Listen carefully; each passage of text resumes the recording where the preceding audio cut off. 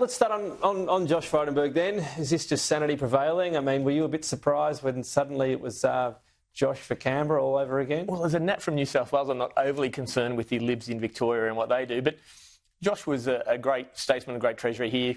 He wants to do it. He probably should have penned his hand up originally. He does want to do it. That's fine by me. And what about New South Wales and what's pending there? Which you will have a lot more interest in, I'm sure. Yeah, this Friday, next Friday. Yeah. Does the seat go? Where does it go? My money's on Banks, but it could be anywhere. What does it do for our seats? Like, what does it do for Calare? What does it do for Patterson? What does it do for Parkes? That's what we'll be looking at. And what do you make of the WA and Victorian redistribution so far? Same old, same old. I think the Hasluck making it safe for Labor is probably a bit of a kick for us. I think the other things were what we thought in Western Australia. But I was concerned by the extension in New South Wales that they might be looking at inventive solutions. But the runs on the board say it's pretty inventive is in shifting a lot around rather than what's the simplest way to do it. Is that what you mean? Yeah, they did an extension. They announced a 3-week extension just after Mark Coulton said he was going to go. So I thought they might have been playing around with Parkes and doing a lot of stuff regionally. I'm encouraged that they won't be doing that. What do you make of this whole Andrew Giles matter and the way the PM's playing it? Just wondering if there's a drone. But look, I don't know if he's making stuff up. You can't lie. You can't be fictional. I mean, you can get stuff wrong all the time, but you can't... It's clearly it's a stuff-up. He can't have been stupid enough to lie about that, surely. Well, it's just fabrication, it seems, from the outside. Someone's got to say it up. I advised him wrong. He got this advice. Here's a memo. You can't just come in and say, like, I won lotto, here's $1 million. Like, you can't say we're watching drones having people if it's not true. This is... Like, there's lots of bad stuff on Direction 99 and everything like that, but to make up stuff, this is a new level. Seems to me, on face value, if we're just going to be in the guessing game, he's confused satellite imagery with drones. So is that not lying? Is that... you think you should have a minister getting the wrong end of the stick? Responsible for border security that makes that Well, mistake? ideally, that you'd I don't go across that. I don't know what the brief looks like, but... It's probably a big difference between satellite imagery and drones. I mean, yeah. And what do you got? A 20-minute DJI drone so the Chinese can watch them too? What are we talking here? You got US Skymaster or UAVs? We're borrowing from Ukraine. What sort of level do you think you're doing that sort of stuff? You're an ex-party official, National Party State Director. Do you think this issue shifts a vote? I mean, it's very uncomfortable for the government. It makes it look like the immigration minister's incompetent. No doubt Anthony Albanese will get around to moving him at some point. So... does it just chip away at the whole sort of government? Talk us through how it works from your perspective. From my perspective, I'm looking at what do people want, not what the government want in this building. And when we can go to the electorate in this next election, whenever it be, and say, do you feel better off and do you feel safer? The answer to both of those questions are now no. There is demonstrated behaviour that shows they are not safer because this government has not shown competency on border security. Does this cut through, though? Yeah, in a way that, like both people does? People, unfortunately, in elections, they get the governments they deserve, not the governments they want. And when they're easily led by negatives and stuff like that, that's where they go. And this is, you get your governments that give short-term sugar hits, not country building anymore. It's quite problematic as governments. But when you're seeing someone who's not competent to do the job they are elected to do, that really erodes that first government trust that always comes in. We're not sure how they're going to go. We're given some leeway, and that's being eroded by these behaviours.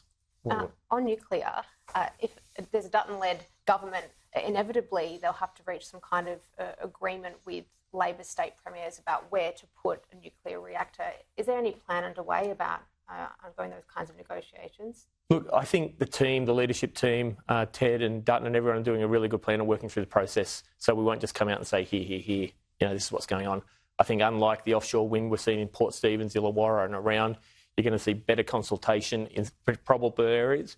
And remember, we're not going to go and build 7 or 6 or something at once. There'll be 1 or 2 that start the process, and I think they'll do it a much better way. And when will we get more detail about the nuclear policy? Because we were expecting it before budget or just around then, and it hasn't been forthcoming. I think they're just getting the process right because we're learning by Labor on their renewables and their transmission lines and their 92% bad consultation from the review that Dyer did, that you've got to have the process right or the whole system fails, and they're working on that. How concerned are you about a potential scare campaign on the issue of nuclear? It's going to be one, but if you get it right, if you get the process right, you can minimise that.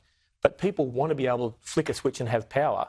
They want to be able to do it, in a way, but we should just be, right now, all agreeing to remove the ban and seeing what comes out in a commercial way, because that's easy.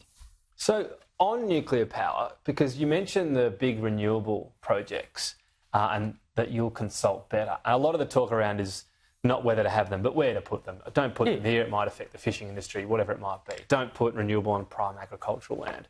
What happens with nuclear? Because some people just won't want it, full stop. Yep. Not for a scientific region, but they won't want it. If a community feels that way, do you not put a nuclear power station in that community? Or do you just say, sorry, this stacks up, this is the best place for it, we've won, we're putting nuclear in?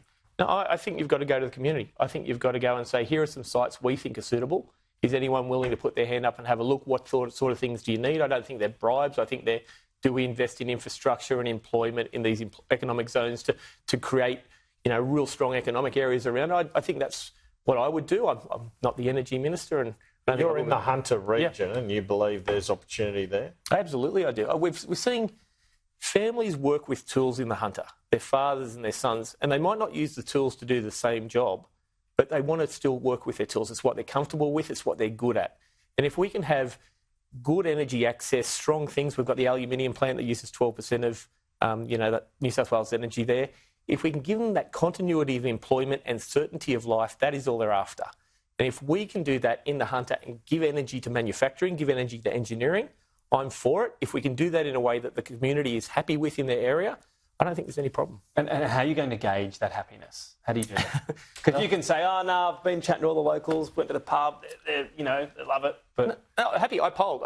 I released polling. I actually backed it up, and I'm going to release. So I did buy my own software package. I used to write polls for the party, so I know what it's like. I was pretty confident with that. It's been backed up by some stuff we did with freshwater. I think we'll bring that out in the Hunter.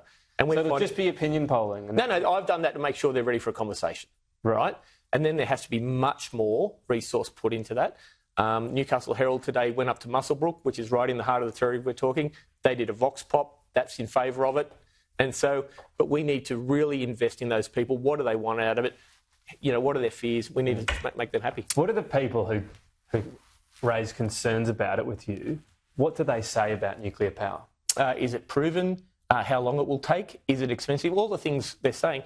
Is it dangerous? Do they ask that? Not very much. No? Like, even the guys from Muswellbrook, I just watched the video on Newcastle Herald, on another media platform. That's all right. And we don't ban other mentions. They're talking about all the things they've seen are from externalities, like Fukushima was a tidal wave, all these other things. They're not seeing plants have problems now from the technology that's in them. Anyway, you've just confirmed for us one of the plants will be in the Hunter under the coalition. No, I don't know it is, but I'd hope it is.